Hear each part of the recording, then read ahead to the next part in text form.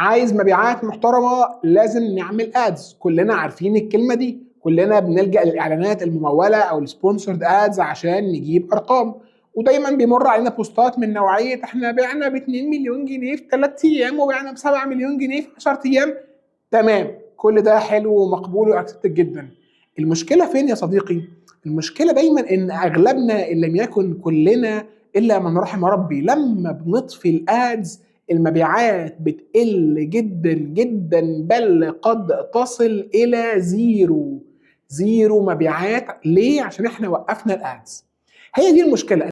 المشكله ان احنا عندنا جناحين، دايما بنطير بجناح واحد ونسيب الجناح التاني، مع انه مفيش طير بيطير بجناح واحد. بنطير بجناح الادز الاعلانات وبننسى اسف الجناح التاني بتاع التسويق بالمحتوى او الكونتنت ماركتنج. احنا بننسى نعمل كونتنت ماركتنج. ايه الكونتنت ماركتنج يا صديقي؟ نزل محتوى عن المنتج بتاعك او عن البراند بتاعك او عن الخدمه اللي انت بتقدمها او بتبيعها. نزل محتوى باستمرار، نزل فيديوهات، نزل كونتنت، نزل صور، نزل انفوجراف، نزل صور من الطبيعه، نزل فيديوهات من الطبيعه من جوه المنتج بتاعك او من جوه الشركه بتاعتك او من جوه المخزن بتاعك او من ايا كان. نزل محتوى وسيبه، اتعب عليه طبعا، ما تعملش اي كلام وسيبه. طيب هتقول لي سامر انا عملت كده ورفعت 30 فيديو ولا واحد منهم فايرال.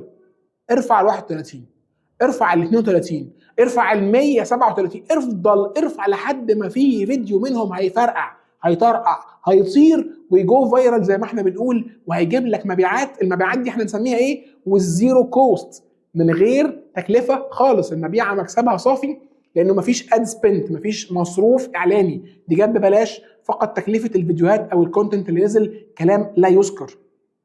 طب حتى لو ما جبتلكش مبيعات، هي كونك اصلا بتنزل على القناه بتاعتك او على الاكونت بتاعك كل الفيديوهات دي، ده بيفيدك لما حتى تيجي تشغل اعلانات. ده بيدي ثقه اكتر لما الناس بتخش من الاعلان بتاعك وتقلب في الصفحه بتاعتك او البروفايل بتاعك، هتلاقي كونتنت باستمرار، هتقول انا بتعامل مع كيان، بتعامل مع شركه، مش بتعامل مع واحد تحت السلم. فده اصلا بيدي مصداقيه اكتر وتراست اكتر وثقه اكتر، وبيخلي الناس من الادز تطلب منك. فحتى لو المبيعات ما جاتش من طريق الكونتنت ماركتنج، هتساهم ان الادز تجيب معاك شغل احسن.